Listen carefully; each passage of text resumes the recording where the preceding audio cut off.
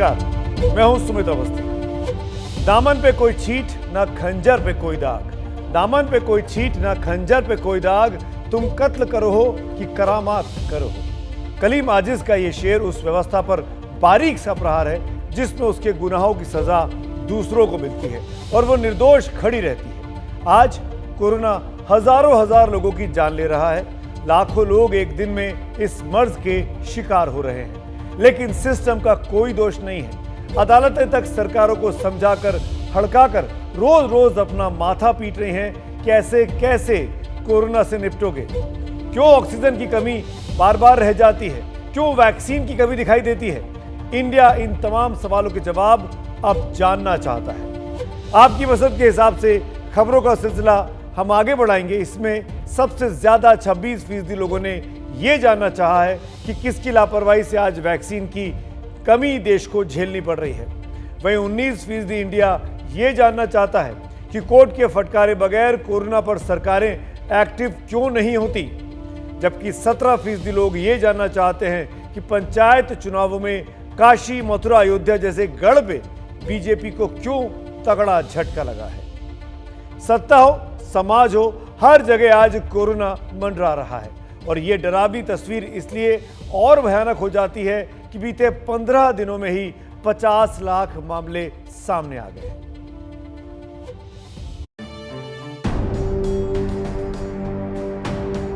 हर हाथ में लगे वैक्सीन।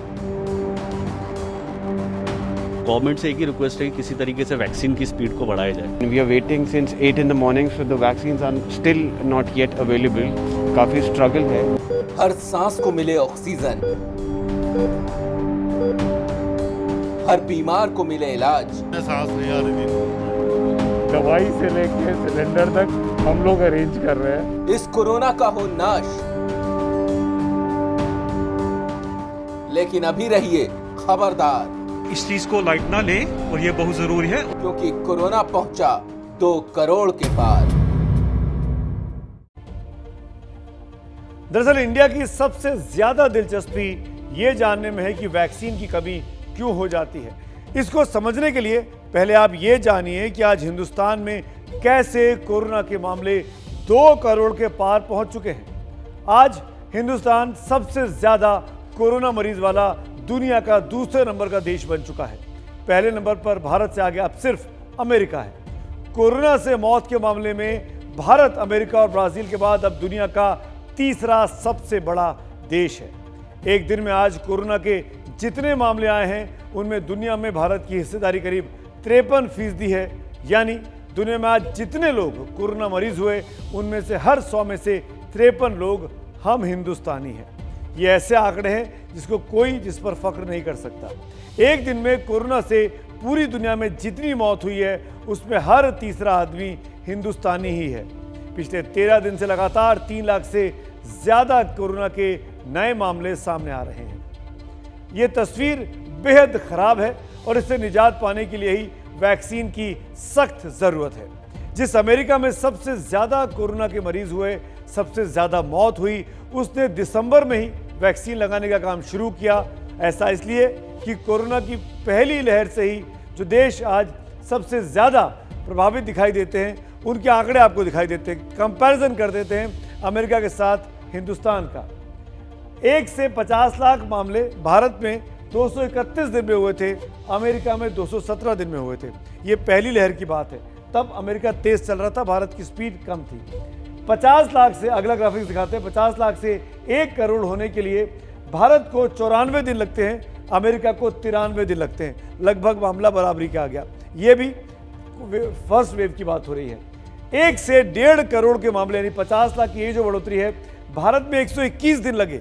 जब भारत को लगा कि उसने कोरोना पे एक तरीके से लगाम लगा ली है, अमेरिका में तब 30 दिन में ये मामले बढ़ गए थे। लेकिन अब जबकि चौथी जो आंकड़ा सामने आएगा, जो दूसरी लहर की ओर इशारा करता है, यह आपको समझाएगा कि भारत किस तरीके से परेशान है। 1.5 से 2 करोड़ जो मामले आए सामने, भारत में मात्र 15 दिन में आ गए, जबकि अमेरिका में ये 24 दिन लगे थे। यानी बहुत तेजी से मामले अब बढ़ते गए हैं भारत में, जो साफ इशारा करता है कि दूसरी वेव ने, कोरोना की इस दूसरी लहर ने भारत को परेशान करके रखा हुआ है। अब हालात जितने बेकाबू हो गए हैं उसमें वैक्सीन लगाना बहुत ही ज़रूरी हो गया है। लेकिन अभी हमारे देश में सिर्फ 2% लोगों को ही वैक्सीन लग पाई है, बाकी लोगों के लिए मशक्कत जारी है। देखिए हमारी ये रिपोर्ट।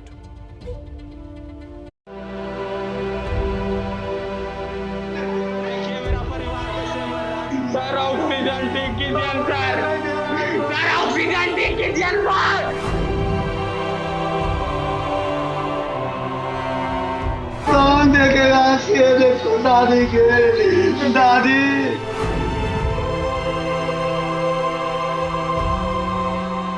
अगर थोड़ा जल्दी से सभी अवेयर हो जाए, सभी लगाए, तो हम इस बीमारी से काफ़ी हद तक सेफ, काफ़ी क्या कि पूरी तरह से सेफ हो सकते हैं।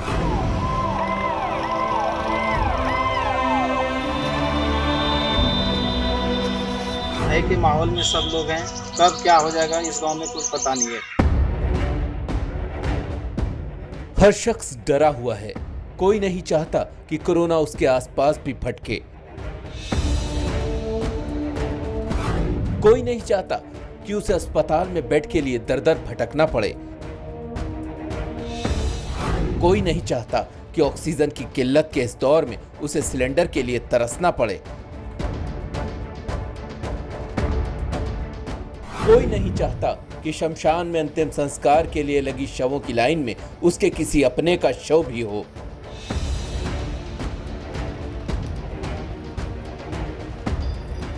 लेकिन चाहने से क्या होता है?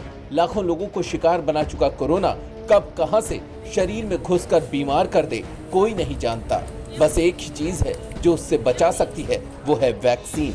यही वजह है कि अपनी और अपनों की जान बचाने के लिए लोग जल्द से जल्द टीका लगवाकर सुरक्षित हो जाना चाहते हैं। अभी जो नंबर ऑफ केसेस है वो यंग लोगों को ज़्यादा हो रहे हैं, तो जल्दी वैक्सीन लगवाना अच्छी बात है। एंड ऑफ द डे अच्छा हुआ, 18 साल से ऊपर अभी शुरू हो गया, अच्छा लगा, क्योंकि एटलीस्ट हम अपने आप को सेफ मानेंगे। ठीक, सरकार ने 18 साल पार के लोगों को वैक्सीन की इजाजत दे दी है। वैक्सीनेशन ड्राइव को तेज करने के दावे भी किए जा रहे हैं, लेकिन जिस तेजी से ये होना चाहिए वैसे हो नहीं पा रहा। 18 साल के ऊपर के लोग सिर्फ रजिस्ट्रेशन के जरिए ही वैक्सीन लगवा सकते हैं। वैक्सीन कम है, लिहाजा कुछ ही खुशनसीबों को ये मौका मिल रहा है। 1 मई से 18 पार की उम्र के लोगों का टीकाकरण शुरू हुआ था। 3 मई तक देश में 4,06,339 लोगों को ही टीका लग पाया। देश के 12 राज्यों और केंद्र शासित प्रदेशों में ही इस आयु वर्ग के लोगों को टीका लगाने का काम शुरू हो पाया है। जिन राज्यों के पास टीके उपलब्ध हैं वो तो वैक्सीनेशन का काम शुरू कर चुके हैं, लेकिन कई राज्य वैक्सीन की किल्लत से जूझ रहे हैं। पंजाब को ही लीजिए, यहाँ मोहाली, लुधियाना और पटियाला जैसे बड़े जिलों में ही कोरोना का टीका लग पा रहा है। सेकेंड डोज के लिए भी चंद वैक्सीन ही बाकी हैं। मोहाली के इस अस्पताल में तो 45 पार वालों को भी वैक्सीन नहीं मिल पा रही।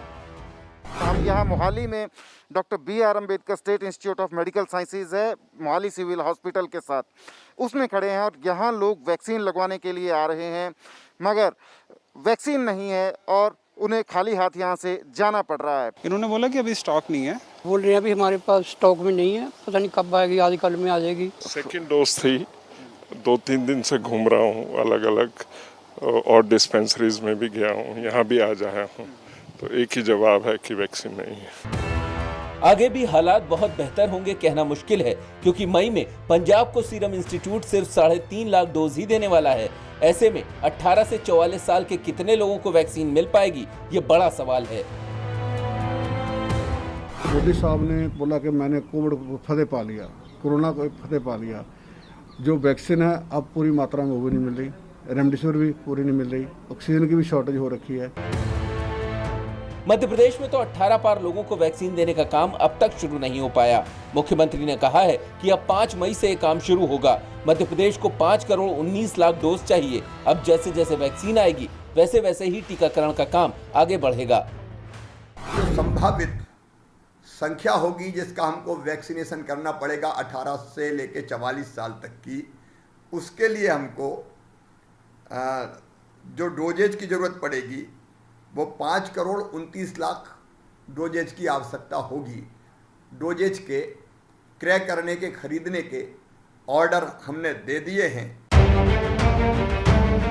दिल्ली में 18 साल की उम्र से ज्यादा वाले लोगों का वैक्सीनेशन का काम चल रहा है। वैक्सीनेशन सेंटर्स पर भारी तादाद में लोग पहुंच रहे हैं। लोग लंबी लंबी लाइनों में खड़े होकर अपनी बारी का इंतजार कर रहे हैं। दिल्ली में 18 पार वाले लोग टीका लगवाने के लिए लालायित हैं, लेकिन कई लोग ये चाहते हैं कि टीका मुफ्त मिले या फिर ऐसे दाम पर जो लोगों की जेब पर भारी न पड़े। जब हम लोगों को घर बैठाया है, काम धंधे बंद कर रहे हैं हम लोगों के, तो टीके तो फ्री में लगाने ही चाहिए अगर ये हमारी सेफ्टी के लिए है तो। पेड हो, लेकिन इतना हो कि मतलब एफर्ट उसमें पेड हो जाए। ठीक है, कोई वहाँ पे भी अगर कोई मैन पावर है तो उसकी एफर्ट पेड हो जाए, बट अननेसेसरली पेड नहीं हो। दिल्ली में एक बड़ी समस्या उन लोगों के लिए भी है जो तकनीक का इस्तेमाल नहीं जानते। कोविन ऐप और आरोग्य सेतु के जरिए रजिस्ट्रेशन नहीं करवा पा रहे। दूसरों की मदद से रजिस्ट्रेशन करवाया, लेकिन बुलाने के बावजूद टीका नहीं लग पाया। जाहिर है, टीके की किल्लत इस पूरे टीकाकरण अभियान की रफ्तार कम कर रही है, तो दूसरी तरफ कोरोना लगातार अपनी स्पीड बढ़ा रहा है। अब 3 दिन में केंद्र सरकार 48 लाख डोज की नई खेप जारी करेगी, लेकिन ये भी मांग के हिसाब से ऊंट के मुंह में जीरा ही साबित होगी।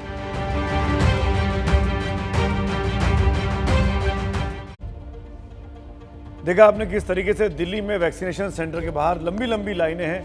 एक बार फिर हम इस बात को दोहराना चाहेंगे, राष्ट्रीय आपदा का वक्त है, ये महामारी है और इससे हर एक इंसान को बचाना बहुत ज़्यादा ज़रूरी है। वैक्सीनेशन सेंटर तक लाना बहुत ज़्यादा ज़रूरी है और इसीलिए जब तक ये वैक्सीन फ्री नहीं की जाएगी तब तक लोगों को समझाना और वैक्सीन लगाना आसान नहीं होगा। बेहतर होगा कि सरकारें सोचें इस बारे में कि वैक्सीनेशन का ये पूरा प्रोग्राम फ्री ऑफ कॉस्ट किया जाए। भारत में वैक्सीन को लेकर कभी कंपनियां हाथ खड़े करने लगती हैं तो कभी सरकारें हाथ खड़े करती हैं। 3 महीने से ज़्यादा समय हो गया है, लेकिन अभी भी वैक्सीन की प्रक्रिया बेहद धीमे चल रही है। हम आपको 3 ऐसे देशों में वैक्सीनेशन की जानकारी देते हैं जो इस काम में सबसे अव्वल है। आज टीकाकरण में नंबर 1 पर कोई देश है तो वो इजराइल है, जहां पर 58.70% लोगों को वैक्सीन की दोनों डोज लग चुकी है। इजराइल ने 75% आबादी के लिए फाइजर और मॉडर्ना वैक्सीन खरीदारी की थी।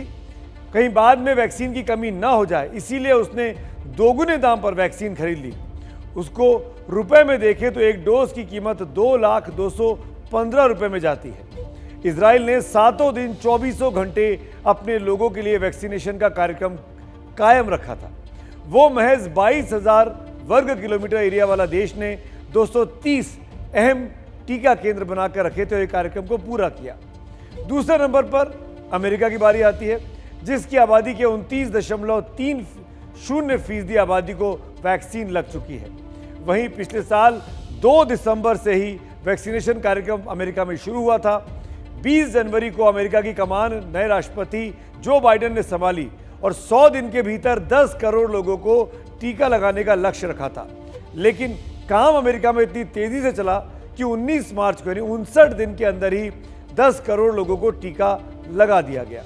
वहां सब कुछ छोड़कर सिर्फ टीके पर जोर रहा, ज्यादा से ज्यादा लोगों को टीका लग पाए। साथ ही अमेरिका में वैक्सीन को लेकर यह विवाद कभी नहीं टकराया कि कौन सी वैक्सीन अच्छी है और कौन सी अच्छी नहीं है। तीसरे नंबर पर वैक्सीनेशन कार्यक्रम सफल बनाने वाला देश है कोई तो वो है ब्रिटेन, जहां 20.70% लोगों को टीके की दोनों डोज लग चुकी है। इसके लिए ब्रिटेन ने दिसंबर में ही फाइजर बायोटेक को इजाजत दे दी थी। ब्रिटेन में तब से आज तक एक दिन भी वैक्सीन लगाने का काम रुका नहीं है। इस काम को प्राइमरी हेल्थ केयर सेंटर की देखरेख में किया गया है ताकि आम आदमी तक वैक्सीन पहुंच सके। डॉक्टर्स और नर्सेज की कमी ना पड़े, इसीलिए हर हाल में रिटायर्ड डॉक्टरों नर्सों को भी काम पर लगाया गया है, जो कि अब भारत भी सोच रहा है। जो ब्रिटेन 6 महीने पहले कोरोना से करा रहा था, वहां आज अब लोग खुले में घूम रहे हैं। हालांकि दुनिया में कई ऐसे देश हैं, खासकर यूरोप में ही, जहां वैक्सीन लगाने की रफ्तार काफी धीमी है। अरेंजमेंट इज एक्सेलेंट, इतनी तकलीफ नहीं हुई, अच्छा बिठाया, आराम से दिया। I am thankful. थोड़ा नर्वस भी हैं लेकिन खुश भी हैं कि सरकार ने कुछ अच्छा ही करा है जो भी कर रही है। हमें गवर्नमेंट पे विश्वास भी रखना चाहिए कि वैक्सीनेशन वो करवा रहे हैं। हमें अपने डॉक्टर्स और साइंटिस्ट पे भरोसा है कि वैक्सीन काम करेगा। फरवरी से पहले तक वैक्सीन को लेकर ऐसा हंगामा नहीं मचा था, लेकिन मार्च खत्म होते होते जैसे ही कोरोना आउट ऑफ कंट्रोल हुआ, लोगों को वैक्सीन की अहमियत समझ आने लगी। हिंदुस्तान दुनिया के उन चुनिंदा देशों में से एक है जिसके पास अपनी वैक्सीन है। यही वजह है कि टीकाकरण के कार्यक्रम में वो दुनिया के बड़े बड़े देशों के साथ कदम ताल कर रहा है। 2 मई तक भारत में 15 करोड़ 79 लाख डोज लोगों को दी जा चुकी हैं। 2 करोड़ 86 लाख लोगों को दूसरी डोज लग चुकी है, तो 12 करोड़ 81 लाख लोग पहली डोज ले चुके हैं। कोरोना वैक्सीनेशन में भारत अमेरिका और चीन के बाद तीसरे नंबर पर है।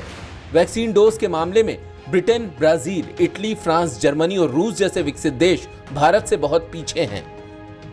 दुनिया की नजर कम कीमत वाली सबसे सुरक्षित वैक्सीन पर है और इस वजह से स्वाभाविक है पूरी दुनिया की नजर भारत पर भी है।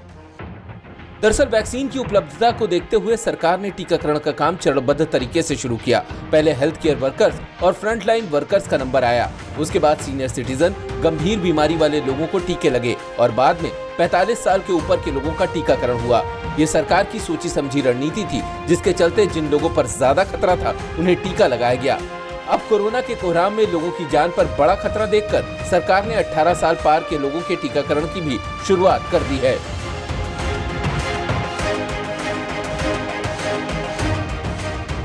दरअसल टीकाकरण की लिस्ट में जो देश टॉप पर हैं, उनमें ज्यादातर छोटे देश हैं जिनकी आबादी कम है।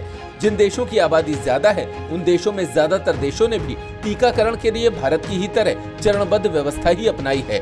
टीकाकरण के मामले में भारत दुनिया के कई देशों से आगे है। कनाडा में 3%, ब्राजील और मैक्सिको में 6%, जर्मनी में 7% और रूस की 5% आबादी को ही दोनों डोज लग चुकी हैं। जापान में तो सिर्फ 0.79% आबादी को ही वैक्सीन की दोनों डोज लगी हैं। अगर दुनिया के पैमाने पर देखें तो भारत बड़े बड़े विकसित देशों से पीछे नहीं है, लेकिन जिस अनुपात में यहाँ की जनसंख्या है उसमें भारत पिछड़ जाता है। कहाँ तो तय है कि हर शख्स को वैक्सीन लग जाए और कहाँ यहाँ सांसों के लिए लोग मोहताज होते जा रहे हैं। इसमें भी बहुत ज़्यादा गड़बड़ झाला है। सूत्रों से ये पता चला है कि मुंबई में जब कोरोना पीक पर था तो 84,000 कोरोना पीड़ितों के लिए 245 मीट्रिक टन ऑक्सीजन का इस्तेमाल किया गया। तो सवाल है कि दिल्ली में 89,000 कोरोना पीड़ितों के लिए 900 मीट्रिक टन ऑक्सीजन की क्यों जरूरत है, जो कि दिल्ली सरकार मांग रही है, यानी मुंबई से 1/3 ज्यादा। बावजूद इसके एक सच्चाई तो यह है कि दिल्ली में ऑक्सीजन की किल्लत बहुत ज्यादा है। इतनी ज्यादा है कि दिल्ली हाईकोर्ट ने आज केंद्र सरकार को फटकार भी बुरी तरीके से लगाई है। आज दिल्ली हाईकोर्ट ने केंद्र सरकार से कहा कि वो इतनी गंभीर मामले पर शुतुरमुर्ग की तरह जमीन में सिर कैसे छुपा सकती है, लेकिन हम ऐसा नहीं कर सकते हैं। अदालत ने केंद्र सरकार से पूछा कि क्या दिल्ली के लोगों को ऑक्सीजन की कमी के कारण मरने के लिए छोड़ दिया जाए। अदालत ने यह भी केंद्र से पूछा कि वो दिल्ली को 700 मीट्रिक टन ऑक्सीजन क्यों नहीं दे सकती। माननीय हाईकोर्ट की खींच इस कदर बढ़ गई कि रिमार्क आया कि अब बहुत हो गया, हम ज्यादा नहीं सुन सकते। और आखिर में दिल्ली हाईकोर्ट ने अवमानना के नोटिस का विकल्प भी केंद्र को सुना दिया। सिर्फ दिल्ली हाईकोर्ट ही नहीं, सुप्रीम कोर्ट से लेकर तमाम हाईकोर्ट तक पिछले कुछ दिनों से केंद्र और राज्य सरकारों को बार बार जगा रहे हैं, लेकिन सरकारें हैं कि अदालत के कहे के अनसुना कर देती है। ऑक्सीजन के सवाल पर आज दिल्ली हाईकोर्ट इसीलिए केंद्र सरकार पर बुरी तरीके से बिफर पड़ा। देखिए कैसे मर रहा है मेरा दादा कैसे मर रहा है, ऑक्सीजन भी नहीं चल रहा है। मेरे सामने कम से कम 20-25 तो मर के निकले हैं। जाते हैं तो हमको डांट हटा दिया जाता है, कोई नहीं है, शाम तक डॉक्टर अभी तक कोई नहीं आया, जाओ आप लोग कहाँ जाना।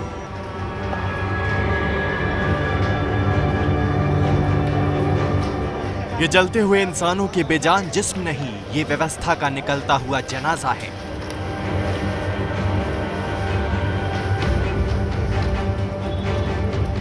रोज जाती हजारों जाने, इलाज के लिए तरसते हजारों लोग, एक एक सांस की भीख मांगती जनता। जब देश की हर सरकार जनता की इस लाचारी पर अपने हाथ खड़े कर दे, सिस्टम बेबस हो जाए, तो बस एक ही सहारा रह जाता है, वो सहारा है अदालतों का।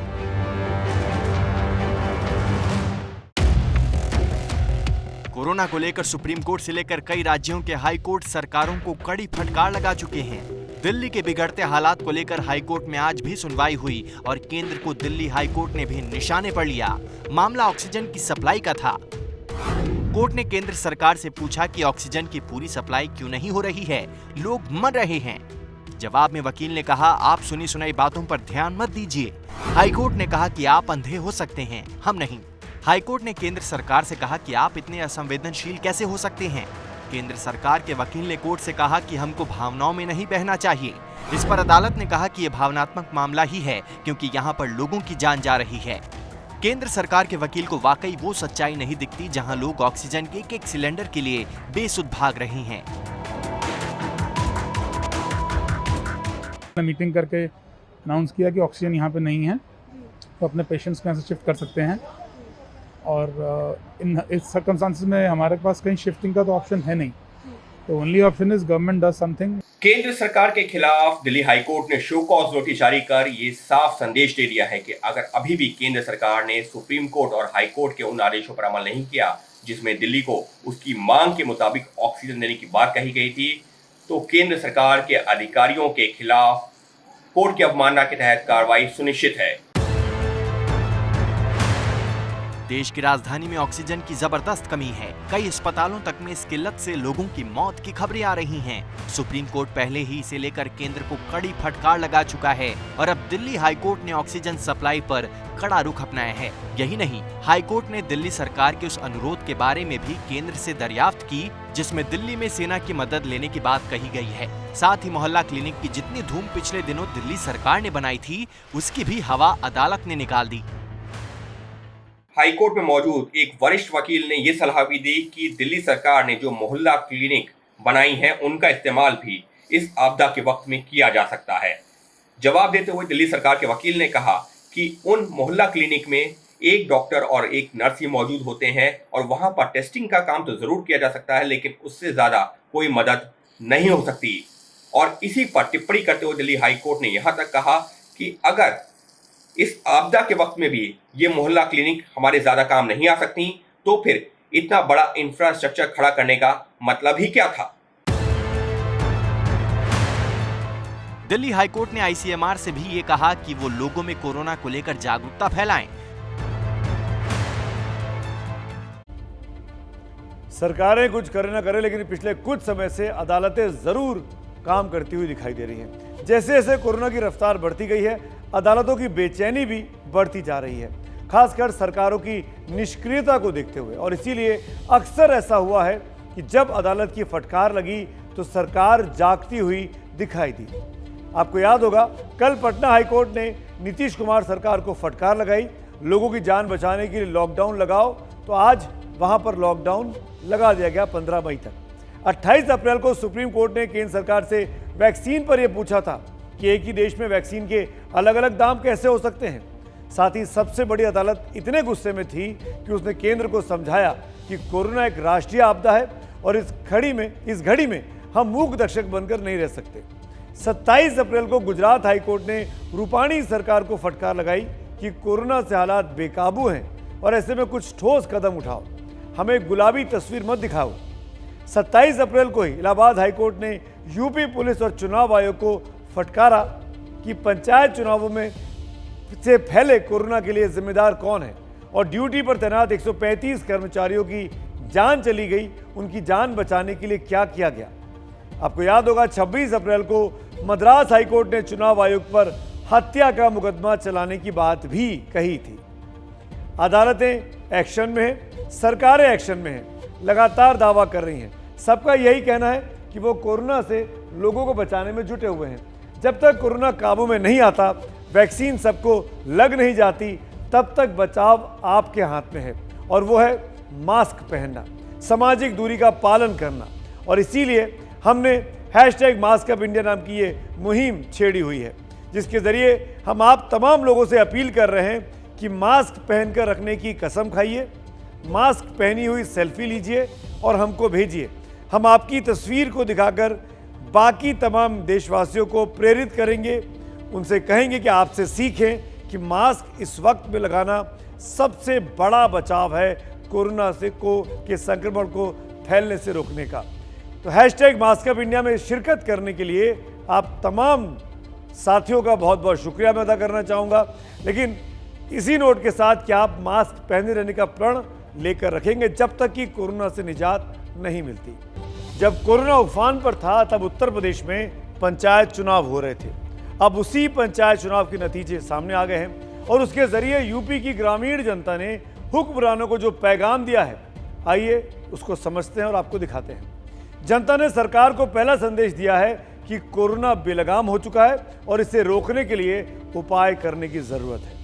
दूसरा संदेश ये दिया है कि जो बीजेपी बेहद ताकतवर लग रही थी उसको अब झटका लगा है। और तीसरा संदेश ये है कि इस चुनाव से अखिलेश और उनकी पार्टी समाजवादी पार्टी को एक नई ऑक्सीजन मिल गई है। विधानसभा चुनाव में अब बहुत कम वक्त बाकी रह गया है। बीजेपी को अब आत्ममंथन करने की जरूरत है, क्योंकि जिन इलाकों में वो पीछे हुई है या विरोधियों से बेहद कड़ी टक्कर उसको मिली है, उसमें बीजेपी का गढ़ माने जाने वाला अयोध्या, काशी, मथुरा और गोरखपुर जैसे धार्मिक केंद्र हैं, जो कि प्रधानमंत्री मोदी का इलाका है, जो कि योगी आदित्यनाथ का इलाका है। तो बहुत कुछ बीजेपी को अगले 6 महीने में करने की जरूरत अब पड़ सकती है।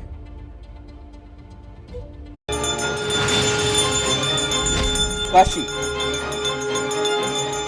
अयोध्या,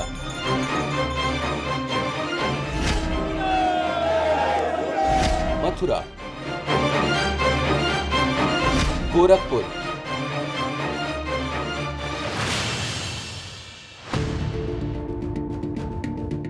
उत्तर प्रदेश में बीजेपी के गढ़ हैं और धर्म के प्रतीक स्थल भी, लेकिन वोटों के हिसाब से हिंदुत्व की राजनीति करने वाली बीजेपी के लिए नतीजे अच्छे संकेत नहीं दे रहे।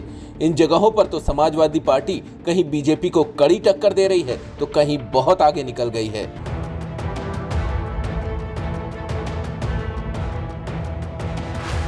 अगर उत्तर प्रदेश की धार्मिक नगरी का पंचायत चुनाव में हिसाब किताब देखें तो बाबा विश्वनाथ की नगरी वाराणसी में समाजवादी पार्टी बीजेपी से बहुत आगे दिख रही है। भगवान राम की जन्मभूमि अयोध्या में भी समाजवादी पार्टी का परचम ज्यादा लहरा रहा है। खुद मुख्यमंत्री योगी आदित्यनाथ के शहर गोरखपुर में कांटे की टक्कर दिख रही है।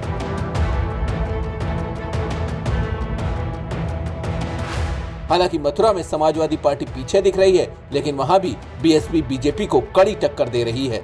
तो क्या पंचायत चुनाव के नतीजे अगले विधानसभा चुनाव में जनता की राय का इजहार कर रहे हैं? कांग्रेस के हाथ बहुत कुछ नहीं आया है, लेकिन बीजेपी हार रही है, इसीलिए वो भी खुश है। ये सरकार निर्दयी कैसे हो सकती है? अपने लोगों का जान जीवन नहीं बचा पा रही। चुनाव जब लोग जिंदा रहेंगे, स्वस्थ रहेंगे, तो चुनाव बहुत आएंगे जाएंगे। अभी कांग्रेस पार्टी सेवा भाव में लगी है। जिस बीजेपी की ताकत आज उत्तर प्रदेश में अजेय मानी जा रही थी, उसे गांव की गलियों तक ले जाने वाले चुनाव ने बेनकाब कर दिया है।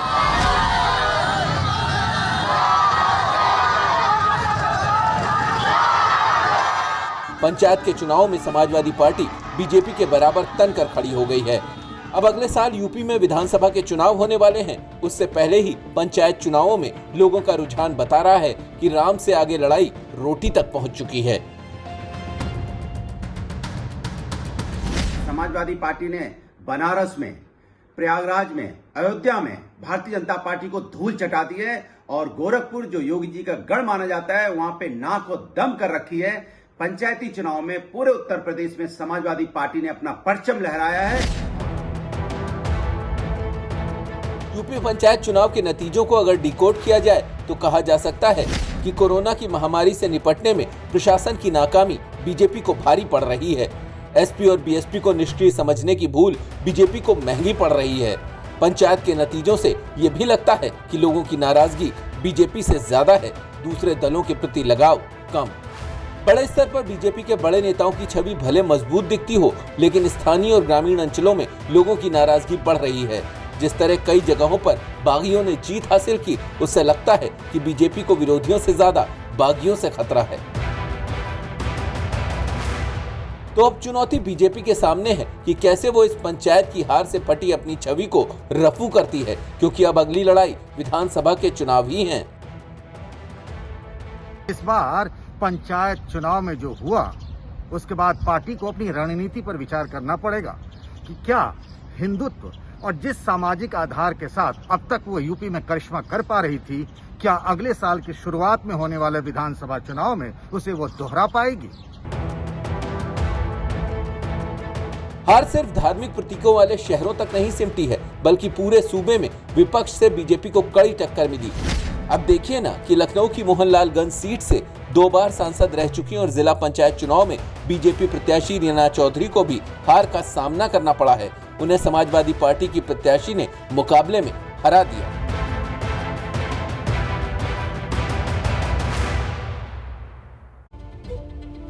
यूपी के इन चुनावों में भले ही अभी ऐसा लग रहा हो कि भारतीय जनता पार्टी को डिफीट मिली है या हार मिली है या मुकाबला का सामना करना पड़ा है, लेकिन आज की तारीख में ये भी बिल्कुल सच्चाई है कि कहीं ना कहीं योगी आदित्यनाथ कहीं ज़्यादा मजबूत शख्सियत के तौर पर दिखाई देते हैं अपने तमाम राजनीतिक प्रतिद्वंदियों से। तो यूपी की पंचायत चुनाव सभी पार्टियों के लिए विधानसभा चुनाव का एक सेमीफाइनल जैसा था। इस चुनाव के जरिए जनता के रुख का कुछ अंदाजा नेताओं को लग गया होगा, लेकिन सवाल यह कि इतने अहम चुनाव में बीजेपी के पिछड़ने की वजह क्या हो सकती है। समझिए ग्राफिक्स के जरिए। सबसे बड़ी वजह जो नजर आती है वो इस वक्त है कोरोना पर सरकार के प्रति गुस्सा, नाकामी। और दूसरी वजह नजर आती है किसान आंदोलन और किसानों की नाराजगी, क्योंकि ये चुनाव ग्रामीण इलाकों में हुए हैं, लिहाजा इसका असर नजर आ रहा है। और पश्चिमी उत्तर प्रदेश का बहुत बड़ा किसान वर्ग नाराज चल रहा था, इस पूरे किसान आंदोलन में मुखर था। तीसरी वजह है बीजेपी के अंदर की अंदरूनी कलह, और इस कलह से ही निकलती है चौथी वजह, और वो है बागियों का दम, जिन्होंने इस चुनाव में बीजेपी को बहुत बड़ा झटका दिया है। बहुत बड़ा वर्ग बागी बनकर खड़ा हुआ, जो बीजेपी के लिए नुकसानदायक साबित हुआ। यूपी में तो जो हुआ सो हुआ, लेकिन अब बात करते हैं बंगाल की। बंगाल में जो हो रहा है वो बेहद डराने वाला है। बंगाल की सियासत का रक्त चरित्र तो किसी से छिपा नहीं है, लेकिन जीत के बाद हिंसा का ऐसा तांडव रचा जाएगा ये शायद पहले कभी नहीं हुआ था। भारतीय जनता पार्टी का आरोप है कि ममता जीती नहीं, कि उनकी पार्टी वाले हिंसा और उनके कार्यकर्ताओं की हत्या पर उतर आए हैं।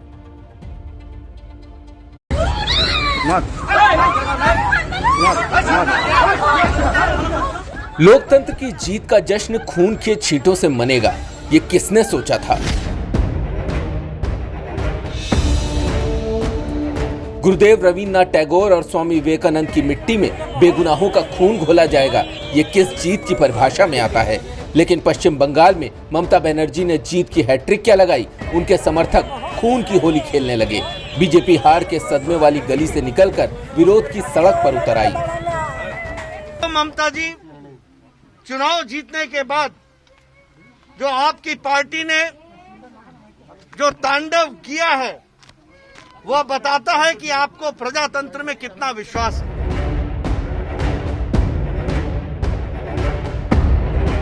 दिल्ली से बीजेपी के राष्ट्रीय अध्यक्ष जेपी नड्डा तुरंत कोलकाता पहुंचे और वहां से 24 परगना, जहां बीजेपी का आरोप है कि उनके समर्थकों पर टीएमसी कार्यकर्ताओं ने बेरहमी दिखाई है। अपने समर्थकों का हालचाल जाना, हौसला बढ़ाया, लेकिन इस हौसले के साथ ये भी साफ हो गया कि बीजेपी इतने पर चुप नहीं बैठेगी। हिंसा बंगाल में हुई तो क्या हुआ, बीजेपी कल देशव्यापी आंदोलन करेगी, जिस वक्त ममता बनर्जी तीसरी बार मुख्यमंत्री पद की शपथ ले रही होंगी। टीएमसी कह रही है कि सब बीजेपी का फैलाया हुआ है। ममता बनर्जी भी बोला है, आप लोग जानते हैं कि कोई हिंसक तो घटना हम लोग का जुड़ा नहीं है किसी जगह में। आप लोग जानते हैं सब जो जगह में होता है बीजेपी का पुराना नतून का लड़ाई है। बीजेपी का आरोप है कि उसके 9 कार्यकर्ता ममता की जीत के जश्न में स्वाहा कर दिए गए, जबकि टीएमसी कह रही है कि उसके 3 कार्यकर्ताओं को बीजेपी वालों ने मार डाला। अब ये आरोप प्रत्यारोप जांच के विषय हैं, लेकिन मामला कितना संगीन है कि प्रधानमंत्री नरेंद्र मोदी ने इस पर राज्यपाल जगदीप धनखड़ से नाराजगी जताई। टीएमसी इस पर भी बिफरी हुई है। ममता के करीबी सांसद डेरेक ओब्रायन ने ट्वीट किया, प्रधानमंत्री ने राजनीतिक हिंसा पर पश्चिम बंगाल के गवर्नर को फोन किया। प्रधानमंत्री जी, स्टंटबाजी रोकिए, कोरोना पर काम कीजिए। बंगाल की ताजा हिंसा पर एक तरफ बीजेपी सक्रिय हुई तो दूसरी तरफ महिला आयोग ने दन्न से इस पर संज्ञान ले लिया। सोशल मीडिया पे बहुत तरह के वीडियोस आ रहे हैं जिसमें वेस्ट बंगाल में महिलाओं के ऊपर जो उत्पीड़न हो रहा है उसके वीडियो सरफेस हुए और उन्हीं को देखते हुए राष्ट्रीय महिला आयोग ने कल एक सुओ मोटो लिया, जिसमें मैंने डीजीपी को एक लेटर लिखा और आज खुद डीजीपी से बात की। हम देखेंगे और इसमें इंक्वायर करेंगे इस मैटर में, हो सकेगा तो हम विक्टिम्स से भी मिलने की कोशिश करेंगे। बंगाल की राजनीति में हिंसा की लपटें दिल्ली तक आ गईं। बीजेपी के दिल्ली वाले एक सांसद प्रवेश वर्मा ने टीएमसी को इस अंदाज में धमकी दे दी कि कभी आना दिल्ली, हिसाब बराबर कर देंगे। जो गुंडागर्दी आप वहां पर कर रहे हैं, जब आप लोग बंगाल की सीमाओं से बाहर जाएंगे, बिहार जाएंगे, उत्तर प्रदेश जाएंगे, दिल्ली जाएंगे, हरियाणा जाएंगे, जब आप वहां पर घुसेंगे, तब अगर वहां के लोगों ने यही व्यवहार आपके साथ किया तो ये लोकतंत्र की सेहत के लिए ठीक नहीं होगा। बंगाल में राजनीति अक्सर लहू के दरिया से होकर गुजरती रही है, लेकिन बदलते वक्त के साथ अगर आज भी इंसानियत का दामन लहूलुहान रहेगा और चेहरा नफरत की आग में झुलसा हुआ, तो माँ माटी मानुष वाला बंगाल कैसे बनेगा।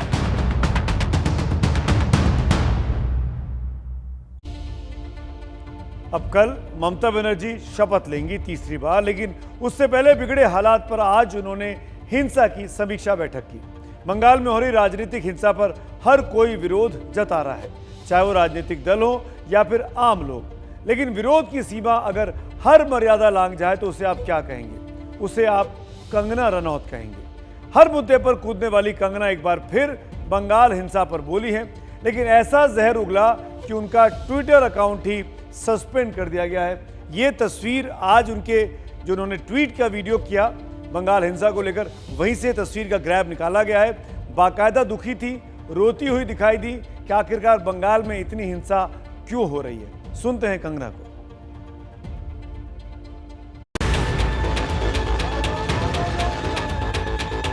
हम सब देख रहे हैं कि बंगाल से बहुत ही ज़्यादा डिस्टर्ब करने वाली खबरें आ रही हैं, वीडियोस आ रहे हैं और फोटोज़ आ रहे हैं। ओपनली लोगों के मर्डर्स हो रहे हैं, गैंग रेप हो रहे हैं और घरों को जलाया जा रहा है और कोई भी लिबरल कुछ नहीं कह रहा है।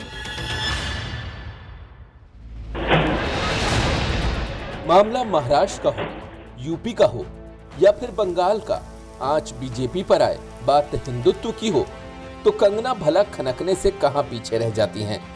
बंगाल में चुनाव के बाद हिंसा हुई तो कंगना की अदाकारी गुस्से में खनकने लगी। हम सब देख रहे हैं कि बंगाल से बहुत ही ज़्यादा डिस्टर्ब करने वाली खबरें आ रही हैं, वीडियोस आ रहे हैं और फोटोज़ आ रहे हैं। ओपनली लोगों के मर्डर्स हो रहे हैं, गैंग रेप हो रहे हैं और घरों को जलाया जा रहा है। मुझे समझ नहीं आ रहा कि इनकी क्या कॉन्स्पिरेसी है इंडिया के लिए। मेरी समझ से बाहर क्या करना चाहते हैं वो हमारे साथ, या हिंदू खून इतना सस्ता है या कोई बहुत बड़ी कॉन्स्पिरेसी का हम शिकार हो रहे हैं। बिकॉज ये बहुत ही ज़्यादा अननेचुरल है जिस तरह से चीज़ें हो रही हैं। कंगना अदाकारा हैं, फिल्म निर्माता भी हैं, निर्देशक भी हैं, लेकिन ये तो बस उनके प्रोफाइल का हिस्सा है। जो नहीं जानते हैं वो देख लें, इतिहास की जानकारी भी उनमें कूट कूट कर भरी है। और फिर इस फिल्मी झांसी की रानी ने ममता की सरकार को बर्खास्त करके राष्ट्रपति शासन लगाने की मांग कर डाली। इस वक्त पे जब प्रेसिडेंट रूल की जरूरत है, जवाहरलाल नेहरू 12 बार प्रेसिडेंट रूल या 8 बार लगाया था, इंदिरा गांधी ने 50 बार लगाया था, मनमोहन सिंह ने 10-12 बार लगाया था, तो हम किससे डर रहे हैं? बंगाल में हिंसा का जो तांडव हो रहा है उसे देखकर हर हिंदुस्तानी को सवाल उठाना चाहिए। लेकिन मैडम, आप तो कलाकार भी हैं और महिला भी, भाषा की सारी सीमाएं तोड़ना अच्छा नहीं लगता। कंगना मैडम के गुस्से का आवेग ऐसा कि उन्होंने ममता की तुलना ताड़का से कर दी। गुंडई खत्म करने के लिए सुपर गुंडई की जरूरत बता दी। प्रधानमंत्री जी से विराट रूप दिखाने की अपील तक कर दी। कंगना का गुस्सा देखकर ट्विटर भी डर गया और उनका अकाउंट सस्पेंड कर दिया। 5 राज्यों में विधानसभा चुनाव खत्म हो चुके हैं। नई सरकारों के शपथ ग्रहण के कार्यक्रम कल से शुरू हो रहे हैं। ऐसे में जब चुनाव का खेल खत्म तो तेल का खेल फिर शुरू हो चुका है। बड़ी मुद्दत के बाद अंतर्राष्ट्रीय बाजार को याद आया कि हिंदुस्तान में बहुत दिनों से डीजल पेट्रोल के दाम नहीं बढ़ाए हैं, बढ़ा देने चाहिए। चुनाव भर वो भूल जाता है कि दाम बढ़ाना है, बल्कि कभी कभी याद भी आता है कि कुछ घटाना भी है। बेहद दिलचस्प ग्राफिक्स आपको दिखाता हूं। 26 फरवरी को चुनाव का जब ऐलान हुआ था उस समय दिल्ली में पेट्रोल की कीमत थी 90 रुपये 93 पैसे प्रति लीटर। आपको बता दें कि इस दौर में पेट्रोल की कीमत लगातार उस वक्त बढ़ रही थी। 27 फरवरी को पेट्रोल 20 पैसे महंगा होकर 91 रुपये 17 पैसे पर पहुंच गया। चुनाव करीब आए तो 24 मार्च को पेट्रोल पूरे 25 दिन के बाद सस्ता होना शुरू हो गया, यानी 90 रुपये 99 पैसे प्रति लीटर। अगले ही दिन यानी 25 मार्च को पेट्रोल की कीमत फिर गिरी और वो 21 पैसे सस्ता होकर पहुंच गया 90 रुपये 98 पैसे पर। 30 मार्च को ये 22 पैसे सस्ता हुआ और 15 अप्रैल को फिर से पेट्रोल के दामों में गिरावट देखी गई 16 पैसे की। नतीजे के दिन यानी 2 मई को भी इसमें कोई बदलाव नहीं आया। 3 मई तक तेल के दाम स्थिर दिखाई दे रहे थे। इस दिन पेट्रोल की कीमत थी 90 रुपये 40 पैसे। लेकिन 4 मई यानी आज फिर सब कुछ ढर्रे पर लौट आया। चुनाव खत्म हुआ, पेट्रोल कीमतें वापस बढ़नी शुरू हो गई। 15 पैसे की बढ़ोतरी के बाद अब पेट्रोल 90 रुपये 55 पैसे प्रति लीटर पर पहुंच गया है। दरअसल कोरोना के इस वक्त में जब पूरा देश पहले से ही परेशान है, ऐसे में सरकार तो अपना पल्ला ये कहकर छुड़ा लेगी कि वो क्या करे, अंतर्राष्ट्रीय बाजार ने दाम बढ़ा दिया, लेकिन आम आदमी क्या करेगा जिसकी जिंदगी कोरोना के डर के साए में गुजर रही है। कोरोना से इलाज वैसे ही उसकी जेब लगातार खाली कर रहा है। टेस्ट पर खर्च कोरोना कितना निकल गया, तो दवा, आप पहले तो टेस्ट पर खर्चा होता है, उसके बाद दवा पर खर्चा होता है। कहीं सांसें कमजोर पड़ने लगी तो ऑक्सीजन पर आम आदमी को खर्चा करना पड़ता है। घर में इलाज नहीं हुआ तो अस्पताल जाना पड़ता है, जहां पे 10 गुना ज्यादा महंगा रेट चल रहा है अस्पतालों का। अस्पताल ले जाने में एम्बुलेंस का खर्च बहुत ज्यादा बढ़ चुका है, मनमाने पैसे वसूले जा रहे हैं। और ये खर्च कम नहीं है कि डीजल पेट्रोल की कीमत पर मीटर डाउन हो चुका है।